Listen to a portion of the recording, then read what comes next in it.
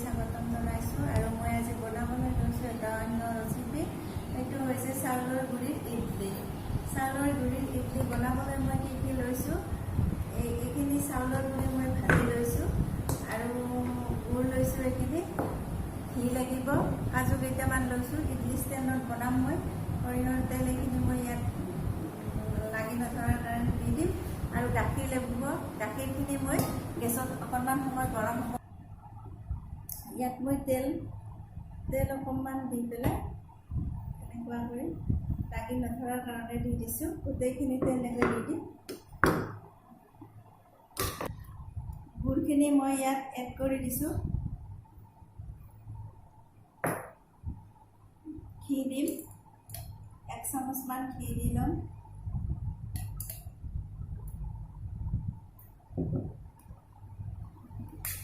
গাখীৰখিনি মোৰ গৰম হৈছে। এই গৰম গাখীৰখিনি ইয়াত মই লাহে লাহে ঢালি দিম। একেলগে দিব নালাগে, গাখীৰখিনি অলপ অলপকৈ দি মই এনেকৈ মিলাই যাম। আৰু মই দি দিছোঁ গাখীৰখিনি, এনেদৰে মিলাই যাব লাগিব। এতিয়া ইয়াত মই অলপ ঠাণ্ডা পানী দি দিম।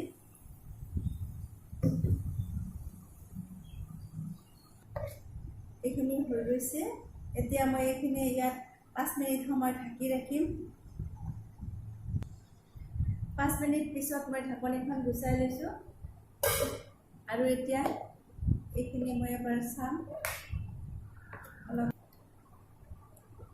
এতিয়া ইয়াত মই বেকিং পাউডাৰ অলপমান দি দিম। 1 চামুচ বেকিং পাউডাৰ দিছোঁ। এইখিনি পুনৰ লাগি দিম এনেকৈ। এতিয়া মই ইয়াত এটা এটাকৈ এইখিনি দি দিম।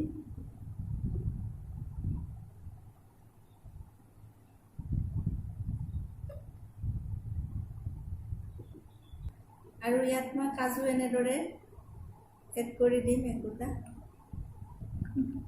কাজু দিলে খাবলৈ সোৱাদ হ'ব। এনেদৰে মই কাজু দিছোঁ আৰু কিবা বেলেগ থাকিলে দিব পাৰে, চেৰি তেৰি দিলে বেছি ভাল হয়।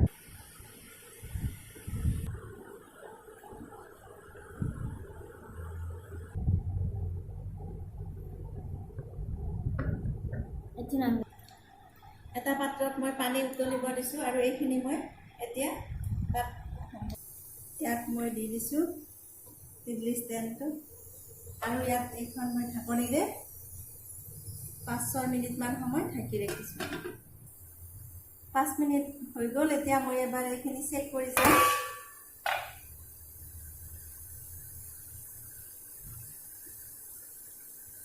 অকণমান সময় লাগিব আৰু আকৌ মই চেক কৰি চাইছোঁ এবাৰ। এইখিনি হৈ গৈছে। এতিয়া মই গেছটো অফ কৰি দিছোঁ। এইখিনি মই এতিয়া নমাই ল'ম। এতিয়া অলপ ঠাণ্ডা হোৱাৰ পিছত মই এই আটাখিনি এনেদৰে উঠাই ল'ম।